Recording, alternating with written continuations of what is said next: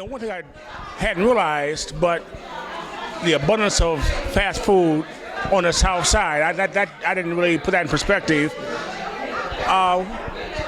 What's the thinking behind this here? I mean, the highest number of infants dying on the South Side, all these fast food places. Again, like you said, it's such an eye-opener to just take a look at how many fast food restaurants. We don't have a lot of fitness that's on the South Side, but I think one of the statistics was showing that even some of a lot of the chicken, the things that are being injected, we got to watch what we're taking in, because it has a lot to do with even the infant mortality rate with our young families, our young ladies. But again, I think that's a correlation that I had not made, and it was surprising to me as well. Okay, last thing.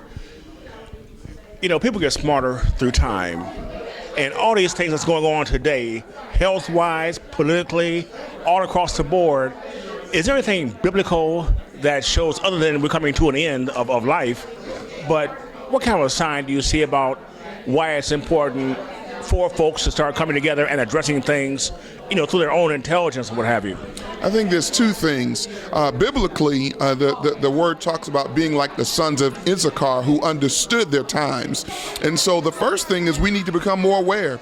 The people perish for the lack of knowledge, but it's because they reject knowledge. So I think it's two things. Number one, we need to understand and take a look around us. There's a lot of things that are killing us, and it starts with, one of the presenters was saying it's the fork. Taking the fork, what we're eating, what are we putting in our body? So we need to make sure that we're taking a closer look at what are we eating, what are we taking into our body, and then also I believe that we are at the end. I mean, we just look from day to day what's happening in our nation. You just begin to wonder, but I do believe that we have a part in it ourselves to participate in our own rescue. And that's really by listening, getting good information, and not just getting good information, but taking action with the information we receive. Thank you. Thank you.